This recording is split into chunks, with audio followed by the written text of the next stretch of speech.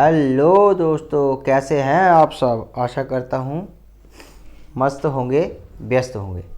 आज हम कर रहे हैं क्लास 8 का chapter 1, question number 1। Question number 1 के अंदर दो पार्ट आते हैं। ये आपकी एक्सरसाइज 1.1 है।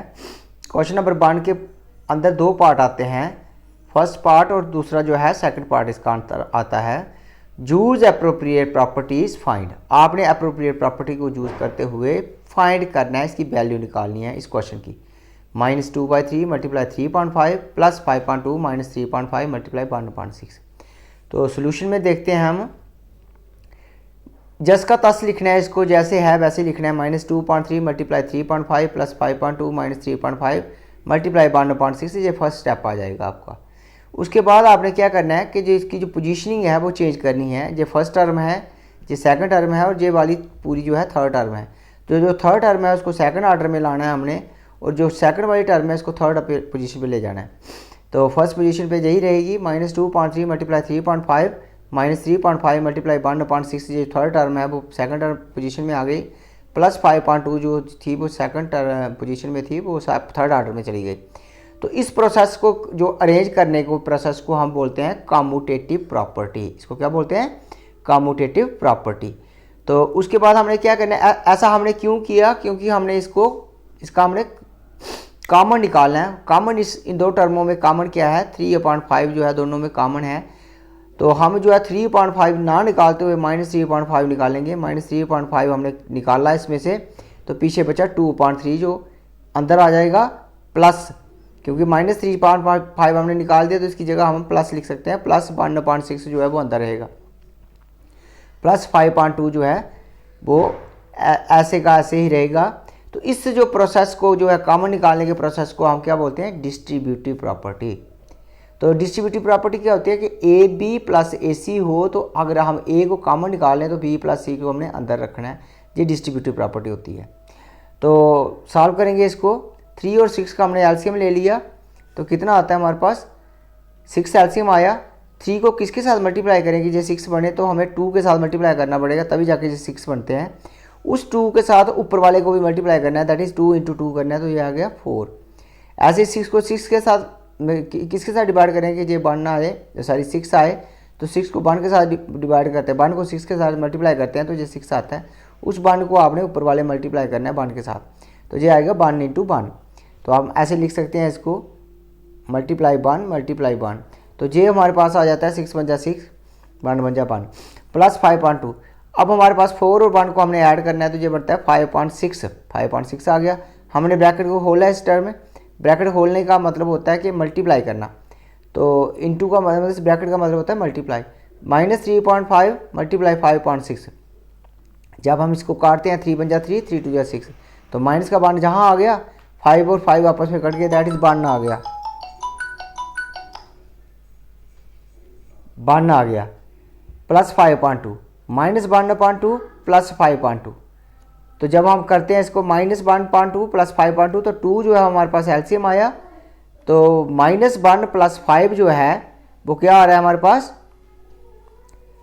एलसीएम आया सेम, तो 2 हमारे पास एलसीएम आया, तो ये सेम का सेम उतरेगा। -1 प्लस 5, तो ये आता है 4 में से 1 काटा, 5 में से 1 काटा, 4 बचा, और 2 का 2 के साथ इसको काटा, 2 × 2 2 × 4, ये कट जाते हैं आपस में, तो ये 2 जो है वो आंसर आया। तो इसमें दो ही प्रॉपर्टी जो है हमारे पास यूज हुई हैं।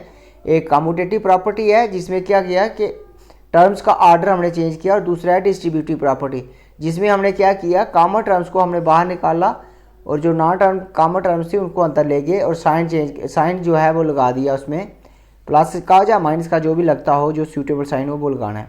उसके बाद हमारे पास आता है दूसरा question, second part. 2.5 multiply -3.7 minus 1.6 multiply 3.2 plus 1.14 multiply 2.5। तो इसको भी हम ऐसे ही करेंगे, ये वैसे का वैसे उतरेगा। तो ये जहाँ भी 2-3 टर्में हैं, एक टर्म जे है, एक टर्म जे है और एक टर्म जे है, तो हमने भी इसका सेकंड टर्म को थर्ड ऑर्डर में ले जाना है और थर्ड टर्म को जो है सेकंड ऑर्डर में ले आना है। तो 2.5 multiply -3.7 plus 1.14 multiply 2.5 plus -1.6 multiply 3.2। तो इस पूरे प्रोसेस को क्या बोलते हैं? कौन सी प्रॉपर्टी है ये? Commutative property. उसके बाद हमारे पास आता है 2/5 हमने क्या किया, कॉमन निकाल दिया 2/5, जहाँ भी 2/5 है 2/5, तो पीछे बचा -3.7 प्लस 1/14, -3.7 प्लस 1/14 माइनस 1/6 मल्टीप्लाई 3/2, वैसे का वैसा रहा। अब हम क्या करेंगे, 7 और 14 जो है वो उसका एलसीएम आता है 14, ये हमने निकाला 7 और 14 का एलसीएम 2 के साथ किया, 7 का 7 ही, 7 2 14, 7 का 7, 7 1 7, तो 2 × 7 होता है 14, तो एलसीएम आ गया 14। 7 को किसके साथ मल्टीप्लाई करोगे, 14 आ जाए 2 के साथ, तो इसको भी ऊपर वाले को भी 2 के साथ करना है, 3 2 6 हो जाता है माइनस का, और 14 को 14 के किसके साथ डिवाइड करें, मल्टीप्लाई करें तो 14 आए तो 1 के साथ, तो 1 को 1 के साथ मल्टीप्लाई करना है, 1 1 1, -6 प्लस 1 जो होता है वो इसको डिवाइड कर माइनस करेंगे तो ये हमारे पास 5 बनता है। और दूसरा -1/, ये हमने काट दिया, 3 1 3, 3 2 6, तो जहाँ पर -1 बचा और जहाँ 2 2 4 बचा, तो ये हमारे पास आ गया। उसके बाद 2/5 को हमने ब्रैकेट को खोला, -5/14, तो 5 और 5 कट गया, दैट इज -1 आया, 2 को 14 के साथ डिवाइड किया तो 7 आता है, -1/7 आ गया, और -1/4 जे ऑलरेडी है। तो इनका दोनों का एलसीएम निकालना हमने 7 और 4 का, तो ये हमारे पास आता है 2 × 2 × 7, दैट इज 28, तो ये 28 हो गया। 7 कितनी है 28, तो 4 जा होता है, तो ऊपर वाले को भी 4 के साथ करना है, तो 4 1 जा 4 आ गया माइनस का। 7 कितने जा 4 कितने जा 28, तो 4 7 जा होता है, तो ऊपर वाले को भी 7 के साथ करना है, 7 1 जा 7, तो ये भी माइनस का, 7 4 11, माइनस के 11 आए क्योंकि हमने दोनों माइनस किया है, तो दोनों को ऐड करना है, साइन जो है वो माइनस में ही रहेगा, तो ये हमारे पास आ गया -11/28। This is the answer of your second part. तो आई होप आपको समझ आई होगी। तो इसमें भी हमने जो है 2 ही प्रॉपर्टी यूज़ की हैं, एक कम्यूटेटिव प्रॉपर्टी और दूसरी distributive property. This is all about your question number 1 first part and second part.